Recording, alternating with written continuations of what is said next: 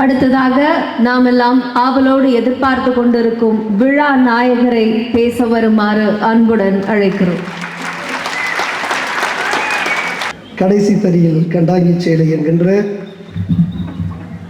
எனது அனுபவ படைப்பான இந்த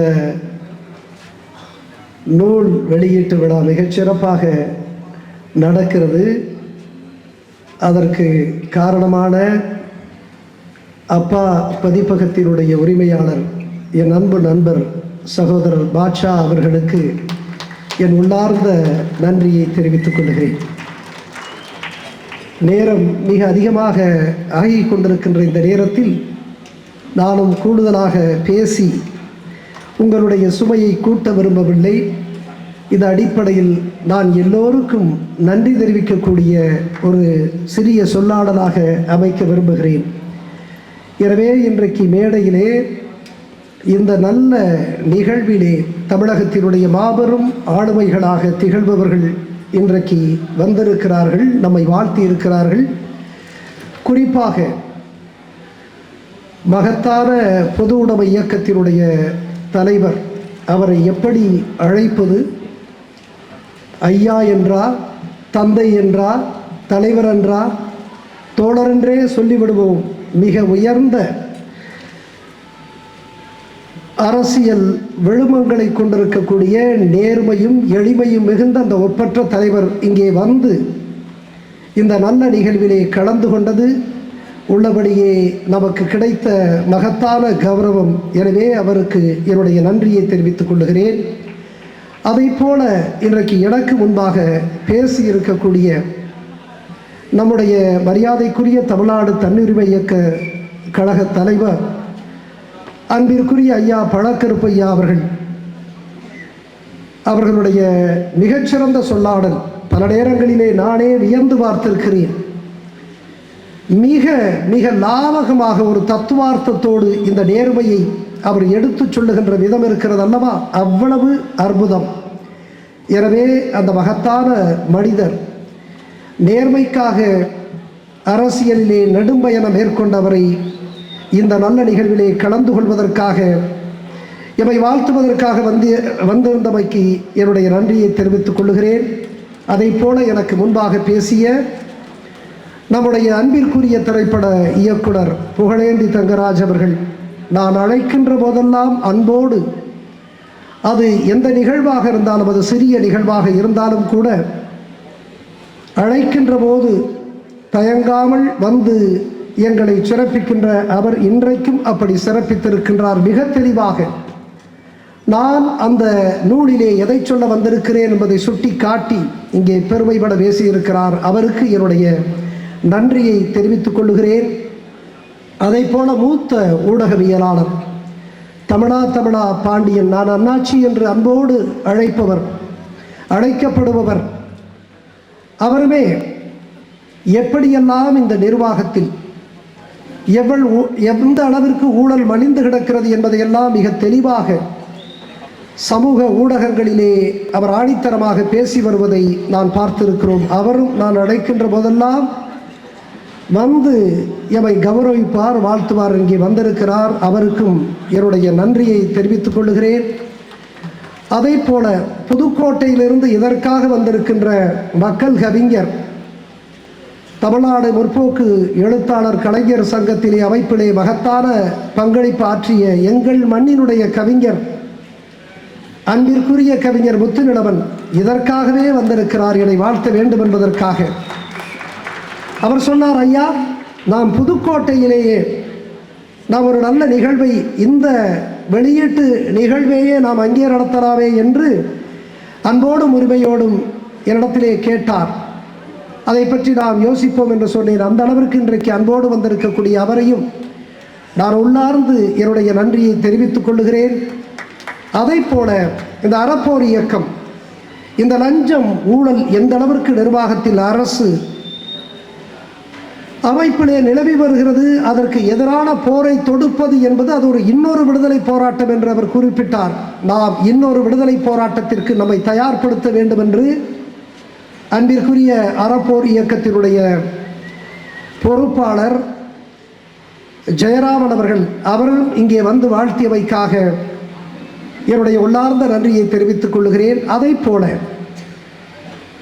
நம்முடைய திரைப்பட இயக்குனர் ஏற்கனவே நாங்கள் அழைத்திருக்கக்கூடிய நிகழ்வுக்கெல்லாம் வந்து எம்மை கௌரவித்து இன்றைக்கு பேசிவிட்டு சென்றிருக்கக்கூடிய அன்பிற்குரிய நண்பர் சகோதரர் ஜோக்கர் பட இயக்குனர் ராஜமுருகன் அவர்களுக்கும் என்னுடைய நன்றியை நான் தெரிவித்துக் கொள்கிறேன். அதை போல இன்றைக்கு நம்முடைய நல்வினை விஸ்வராஜ் அவர்கள் தகவல் அறியும் உரிமை சட்டம் எந்த அளவிற்கு அது மக்களுக்கு பயனானது என்பதை ஆக்கப்பூர்வமாக உணர்ந்து அது குறித்த மிகப்பெரிய விழிப்புணர்வை தமிழ் நிலப்பரப்பெங்கும் பரப்பிக் கொண்டிருக்கக்கூடிய அவருக்கும் இங்கே வந்து என்னை வாழ்த்தியவைக்காக என்னுடைய நன்றியை தெரிவித்துக் கொள்கிறேன்.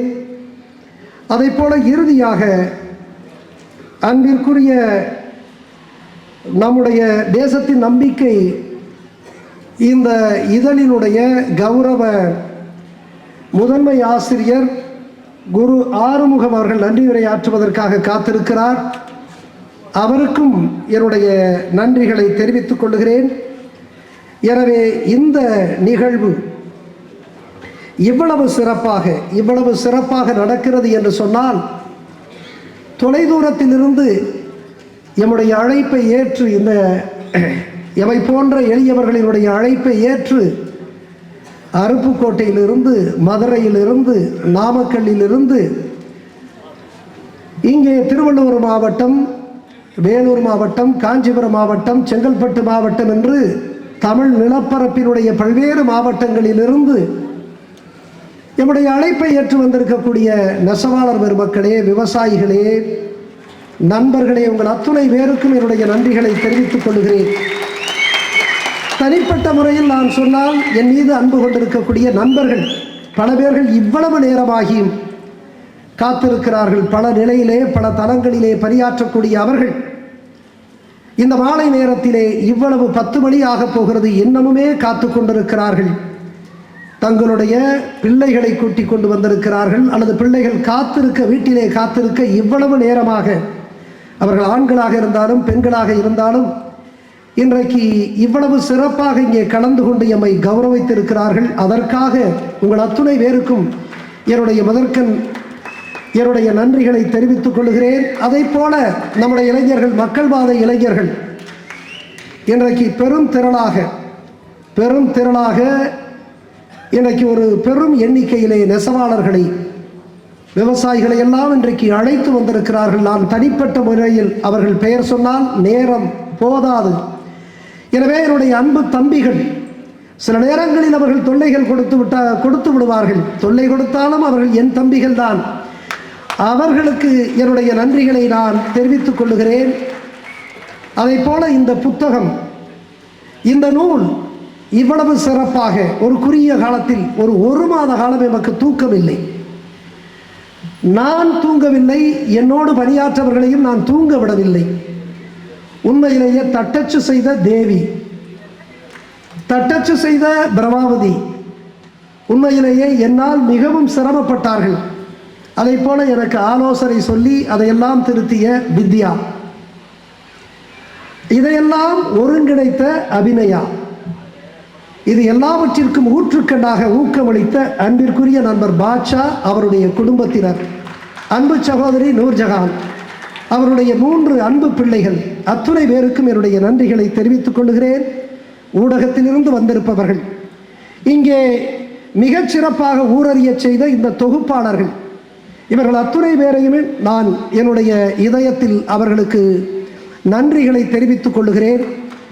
எனவே நான் இதை நன்றி தெரிவிக்கக்கூடிய சொல்லாடலாக மட்டுமே கருத வேண்டும். இந்த நூலிலே 2 கருத்துக்கள் இருக்கிறது. இந்த பாட்ஷா அவர்கள் ஒரு அடிப்படையிலே ஒரு வணிகத்தை மேற்கொண்டிருக்கக்கூடியவர். எனவே வணிகத்தை மேற்கொண்டிருப்பவர்கள் நம்முடைய ஐயாவுக்கு தெரியும், காரைக்குடியிலிருந்து வரக்கூடியவர், வணிக பின்புலத்திலிருந்து வரக்கூடியவர்கள் கணக்கு பார்ப்பார்கள். ஆனால் பாட்ஷா அவர்கள் கணக்கு பார்க்கவில்லை, கருத்தை பார்த்தார். இந்த கருத்தை தமிழ்நிலத்தில் கொண்டு சேர்க்க வேண்டும் என்று அவர் எண்ணினார். எனவே அவர் லாபத்தை பார்க்கவில்லை, லட்சியத்தை பார்த்தார். நம்முடைய லட்சிய தாகத்தை இந்த தமிழ் நிலமெங்கும் கொண்டு சேர்க்க வேண்டும் என்று அவர் ஆசைப்பட்டார். அதற்காக மிகவும் சிரமப்பட்டார். மிக அதிக அளவில் செலவழித்திருக்கிறார். நிச்சயமாக இந்த புத்தகத்தின் மூலம் அந்த அளவிற்கு வருவாய் வரும் என்று யாருமே எதிர்பார்க்க முடியாது. அதையெல்லாம் தாண்டி இந்த மண்ணின் மீதும் இந்த மக்களின் மீதும் அவர் கொண்டிருக்கக்கூடிய அளப்பரிய அக்கறையினுடைய வெளிப்பாடாக நான் நடத்திய அந்த போராட்டத்தை, நான் நடத்திய அநீதிகளுக்கு எதிரான அந்த நீதி போராட்டத்தை, அதை அப்படியே வரிகளிலே தாங்கி இருக்கக்கூடிய இந்த புத்தகத்தை, இந்த நூலை தமிழ் நிலப்பரப்பெங்கும் கொண்டு செல்வதற்காக அவர் இன்றைக்கு அத்தனை முயற்சிகளை செய்திருக்கிறார். உள்ளார்ந்து அவருக்கு நன்றிகளை தெரிவித்துக் கொள்ளுகிறேன். உங்கள் அத்துணை பேருக்கும் என்னுடைய நன்றி. நான் கடைசி தரியில் கண்டாங்கி சேலை என்று குறிப்பிட்டதற்கான ஒரு காரணம் உண்டு. நான் மதுரை மாவட்டத்தில் ஆட்சியராக இருந்தேன். அந்த ஆட்சியராக இருந்த பொழுதுதான் அரிட்டாபட்டி அந்த மலையையே காப்பாற்றக்கூடிய வாய்ப்பை நான் பெற்றேன். அதற்கு பிறகு 16,000 கோடி இந்த கிரானைட் முறைகேட்டால் இழப்பு ஏற்பட்டிருக்கிறது என்று சொல்லியவுடன் அங்கிருந்து தூக்கி எறியப்பட்டு நான் விழுந்த இடம்தான் கோஆப்டெக்ஸ். என்னை தாங்கி கொண்ட இடம்தான் அந்த கோஆப்டெக்ஸ். ஆக ஒரு விவசாயினுடைய பிள்ளையாகத்தான் நான் இன்றுமே நிற்கிறேன். ஒரு விவசாயி என்ன செய்வான் தெரியுமா? அவன் மண்ணை பார்ப்பான், காய்ந்து போயிருக்கிறது என்று விண்ணை பார்ப்பான். மண்ணை பார்ப்பான், விண்ணை பார்ப்பான், தன்னை பார்க்க மாட்டான். விவசாயினுடைய பிள்ளையாகிய நானும் கூட தன்னை பார்க்க மாட்டேன். என் தமிழ்நாட்டையும் என் தமிழ்நாட்டு மக்களையும் தான் நான் பார்த்தேன். எத்தனை இடர் எனக்கு நன்றாக தெரியும். கோஆப்டெக்ஸிலே நான் சேர்ந்த பொழுது அது ஒரு நட்ட நிறுவனம். 1995 அது நட்டத்தை சந்தித்தது. நான் 2012 அங்கே சேர்கிறேன். 1.5 ஆண்டு காலத்தில் அன்றைக்கு இருந்த 11.5 கோடி அந்த நட்டத்தை துடைத்தெறிந்து 13.5 கோடி சம்பாதித்து 2 கோடியை நான் பார்த்தேன். நான் பார்த்த பொழுது அங்கே கேட்டேன், 80 ஆண்டுகள் ஆகிவிட்டது கோஆப்டெக்ஸ். 1935 தொடங்கப்பட்ட கோஆப்டெக்ஸ். நான் 2013 இறுதியிலே 14 தொடங்குகிற பொழுது அந்த லாபத்தை பார்த்த போது கேட்டேன், 80 ஆண்டுகள் ஆகிவிட்டதே, இது காரும். என்றைக்காவது நெசவாளர்களுக்கு இந்த கோஆப்டெக்ஸில் இருந்து ஊக்கத்தொகை போனஸ் கொடுத்தீர்களா என்று கேட்டேன். இல்லை என்று சொன்னார்கள். அப்படி என்றால் முதன்முறையாக இந்த 2 கோடியில் 1 கோடியை என் நாட்டினுடைய எளிய நெசவாளிகளுக்கு கொடுங்கள் என்று சொல்லி முதன்முறையாக கொடுக்கப்பட்டது. மாதம் 3000 ரூபாய் கூட சம்பாதிக்க முடியாத நெசவாளிகள் எம்முடைய போனஸை 8000, 10,000, 12,000 என்று வாங்கினார்கள். அது எனக்கு மகிழ்ச்சி. எனக்கே கோடி ரூபாய் கிடைத்ததை போல எனக்கு மகிழ்ச்சி. நான் 1000 கோடி கிடைத்தாலும் நான் மகிழ்ச்சி அடைய மாட்டேன் என்பது வேறு.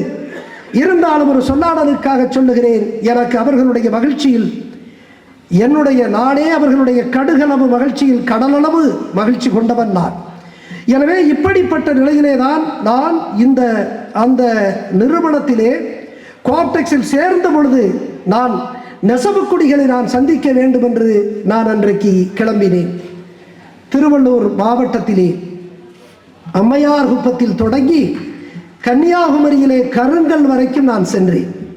100கணக்கான இடங்களுக்கு. அதை போல வடக்கு தெற்காக திருவள்ளூர் மாவட்டத்திலிருந்து கன்னியாகுமரி வரை சென்றேன்.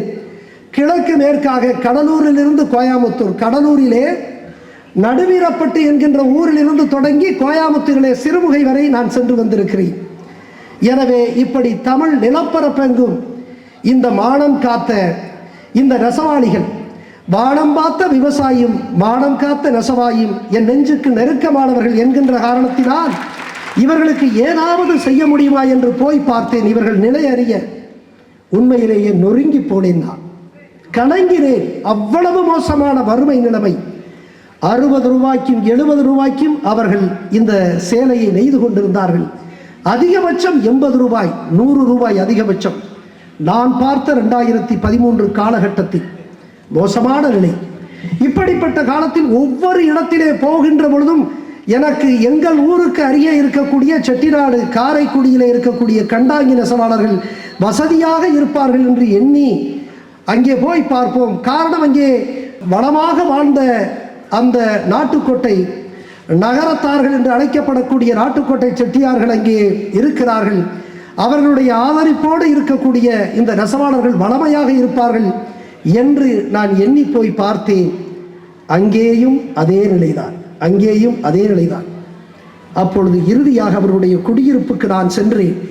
குடியிருப்புக்கு சென்று அங்கே பார்க்கிற பொழுது பழைய வீடுகள், வாடகை வீடுகளாக இருந்தன, சில சொந்த வீடுகள். அப்படியே உடைந்த கூரை, தகர்ந்து போன சுவர், சில வீடுகளிலே உண்மையாக சொல்லுகிறேன் கதவே இல்லை. நான் பதிவு செய்திருக்கிறேன், கதவே இல்லை.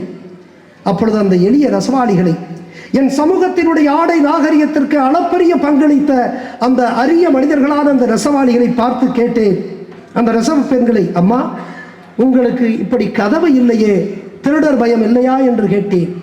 ஐயா இல்லை என்றார்கள். ஏன் அப்படி சொல்கிறீர்கள் என்று நான் கேட்டபோது அந்த பெண்மணிகள் சொன்னார்கள், ஐயா திருடர் பயம் எங்களுக்கு இல்லை, காரணம் எங்களிடத்திலிருந்து எடுத்து போவதற்கு எதுவுமே இல்லை ஐயா என்று சொன்னார்கள்.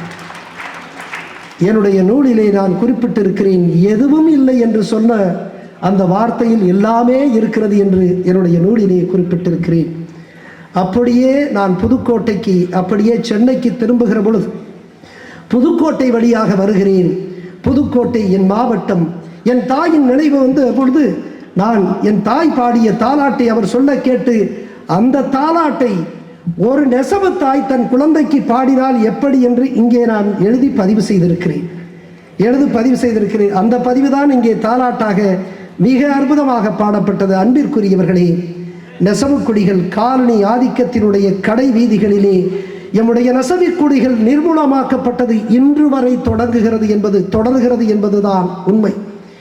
எனவே இந்த நாட்டின் இரு கண்களாக இருக்கக்கூடிய விவசாயிகள், நெசவாளிகளுக்கு ஆதரவாக அரசுகள் இல்லை என்பதுதான் உண்மை. நான் அதிர்ந்து போய் நான் அப்படியே பார்த்து இந்த மக்களுக்கு ஏதாவது செய்ய முடியுமா என்பதற்காகத்தான் அவ்வளவு தீவிரமாக செயல்பட்டேன். அப்பொழுதுதான் சோமசுந்தரம் தாக்கப்பட்டார். கள்ளக்குறிச்சியிலே ஒரு அரசியல் ரவுடியால் தாக்கப்பட்டார்.